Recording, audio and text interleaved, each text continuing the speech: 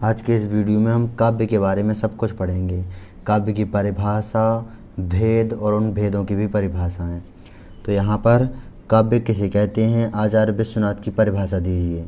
ये पहला क्वेश्चन है। 2 3 4 क्वेश्चन देखेंगे हम यहाँ पर। पहला क्वेश्चन इसे देख लेते हैं। काव्य की परिभाषा देखते हैं। जो उदित हृदय में कोई भाव जागृत कर दे या उसे प्रस्तुत वस्तु या तथ्य की मार्मिक भाषा में लीन कर दे, वह काव्य है। आचार्य विश्वनाथ के अनुसार काव्य की परिभाषा है रसात्मकम वाक्यम काव्यम, अर्थात रसपूर्ण वाक्य काव्य है। काव्य के भेद देखेंगे तो काव्य के 2 भेद हैं, श्रव्य काव्य और दृश्य काव्य। श्रव्य काव्य के भी 2 भेद हैं, प्रबंध काव्य और मुक्तक काव्य। प्रबंध काव्य के 3 भेद हैं, महाकाव्य, खंड काव्य और आख्यानक गीति। और मुक्तक काव्य के 2 भेद हैं, गेय मुक्तक और पाठ्य मुक्तक। ध्यान दीजिए, काव्य के 2 भेद हैं, श्रव्य काव्य और दृश्य काव्य। अब श्रव्य काव्य के भी 2 भेद हैं, प्रबंध काव्य और मुक्तक काव्य। प्रबंध काव्य के 3 भेद हैं, महाकाव्य, खंड काव्य, आख्यानक गीति।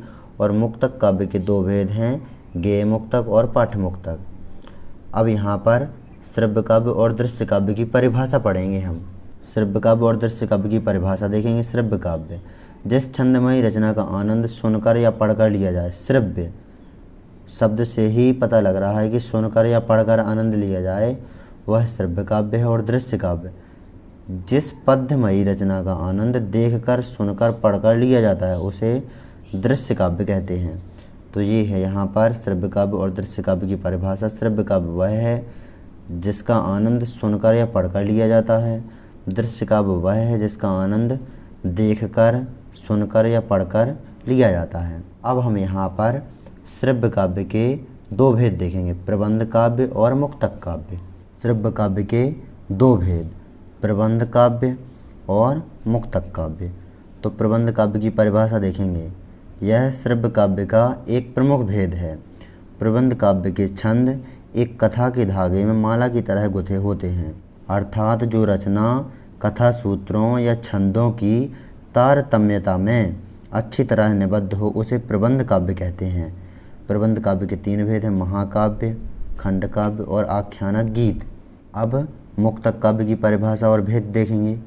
मुक्तक काव्य की परिभाषा, मुक्तक काव्य ऐसी रचना को कहते हैं जिसमें कथा नहीं होती और जिसके छंद अर्थ की दृष्टि से पूर्वापर के प्रसंगों से मुक्त होते हैं। ये है मुक्तक काव्य की परिभाषा। अब प्रबंध काव्य के 3 भेद हैं और मुक्तक काव्य के हैं 2 भेद, गेय मुक्तक और पाठ्य मुक्तक। तो यहाँ पर गेय मुक्तक, ये आपको परिभाषा पढ़ना है मुक्तक काव्य की रामचंद्र शुक्ल जी के अनुसार, तो आप पढ़ सकते हैं। प्रबंध काव्य आदि विस्तृत वनस्थली है, तो मुक्तक काव्य एक चुना हुआ गुलदस्ता। आचार्य रामचंद्र शुक्ल जी ने प्रबंध काव्य और मुक्तक काव्य के लिए परिभाषा दी हुई है। प्रबंध काव्य आदि विस्तृत वनस्थली है, तो मुक्तक काव्य एक चुना हुआ गुलदस्ता है। मुक्तक काव्य के 2 भेद होते हैं, पढ़ेंगे। गेय मुक्तक, इसमें भाव और संगीत की प्रमुखता होती है। यह प्रेम और करुणा आदि भावों पर आधारित होते हैं। गेय मुक्तक। पाठ्य मुक्तक देखेंगे। इसमें एकानुभूति भाव या कल्पना की स्थिति रहती है। प्रेम, वैराग्य, उपदेश आदि इसके प्रमुख विषय होते हैं। यह विषय प्रधान एवं कलात्मक होता है। तो ये है यहाँ पर मुक्तक काव्य की परिभाषा। यहाँ तक मुक्तक काव्य के 2 भेद, गेय मुक्तक और पाठ्य मुक्तक।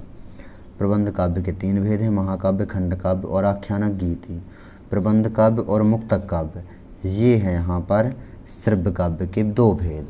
तो यहाँ पर इस प्रकार आपको काव्य की परिभाषा, काव्य के भेद, श्रव्य काव्य और दृश्य काव्य, फिर श्रव्य काव्य के 2 भेद, प्रबंध काव्य और मुक्तक काव्य, फिर प्रबंध काव्य के 3 भेद, महाकाव्य, खंड काव्य, आख्यानक गीति।